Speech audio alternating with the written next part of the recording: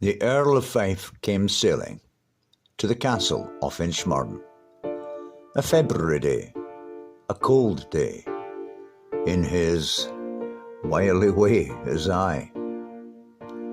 He met the gracious Duncan, Earl of Levenax, a good man, a kind man, and a fooled man forby.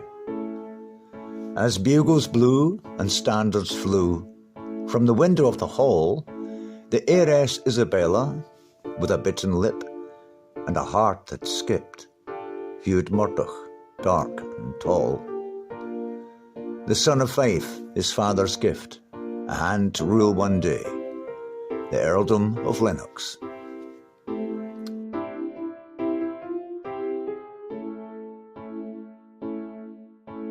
When the earl's life gave way, the clerks presented parchment, the quill passed hand to hand, and an heiress' fate was signed and sealed, as was these Lennox lands.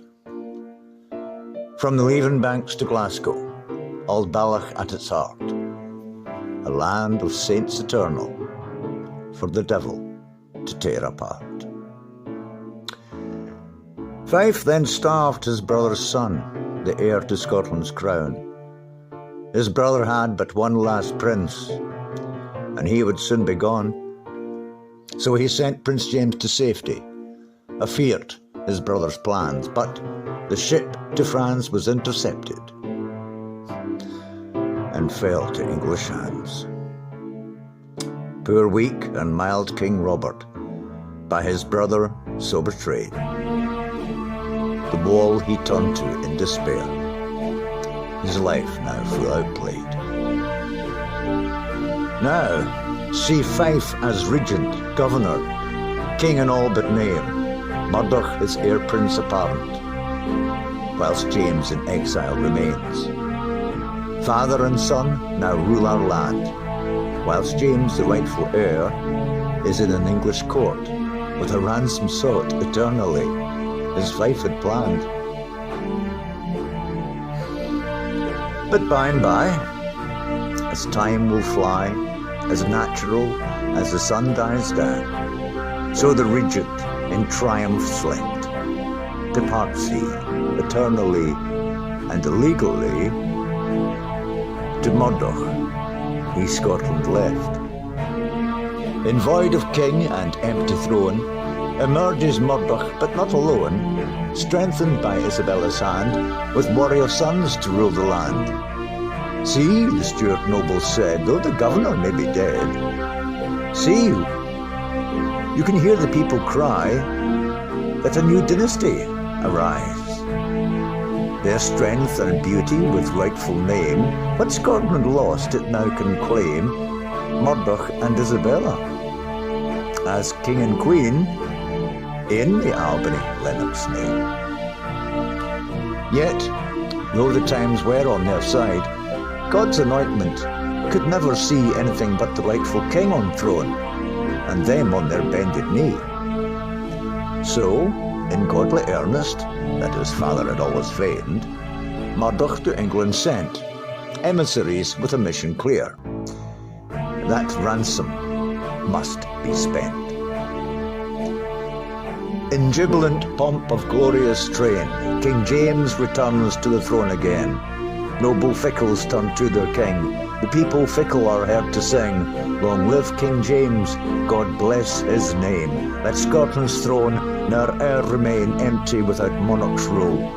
Christendom calls for legal heft. A kingless nation is bereft. And now, with order full restored, God's will is done, with strengthened core. Fully are we a nation, fully are we a nation. James, in gifts of gratitude, knights Murdoch and his eldest. But a year goes by, and his heart grows dry. The king's ear has been made restless. Stuart hearts may beat the same blood. Their tongues, though, come from minds that fear the usurpation of kinsmen's insurrection and more, their own bloody end. So in James' ear the nobles said, "The Albany Lennox you should dread. Their power is full, they wish still to rule, so you should see them dead." The house of Lennox and Albany were trialled at the feet of James. In Stirling, one by one, ancient Earl Murdoch and sons were butchered in his name. One son escaped to Ireland, never to return, and Isabella to life imprisonment in Tintagel, whilst the lands of Lennox burned. No one to rule once godly lands, our people fell to bandits' hands. Their homes were burned, their cattle slaughtered, despoiled the lands, their sons, their daughters. From Aber shores to Leven's banks, the Isles of Lomond succumbed to tax. No end it seemed the deal had deemed to ruin this land of saints. And from that window of the bitten lip, the bandits watched the rampage rip. The home of Countess Isabella commanded now demonic hell. As quick as turns the page of time, so noble resentment can turn in kind. The king in haste had slain the best, and joy to pain turns nobles' breasts. For what in Albany James bloodily done might presage future rule? The sight of ancient Duncan Earl, his white head rolled from beheading stone, the knighted heads of Stuart sons in mud and mire disdained. What like of man hath James become? And what fate await the rest? Conspiracy began its fledgling flight that would end one gruesome night. Because now the king must go. King James must go. So, led again by Stuart kin, the plan was set in train. Another February comes round again, in an irony of fate. As James abeds in Blackfriars, his kinsmen, uncle and his men, secure the roots out of that place. The chamberlain turns the key, and into the bedchamber they came, and the king was slain. Full, final, bloodily. And, as burrowed that key by chamberlain, miles away another key was turned. King James now gone, a woman forlorn, from Tintagel by her friends was freed. To Lennox returned our countess, and ordered home her exiled kin, from their banishment in Ireland, for a new chapter in this Lennox to begin. With speed and heart full-blooded, she quenched all the fires that burned. She saw the Leven flow once more from her window on Inchmurrin.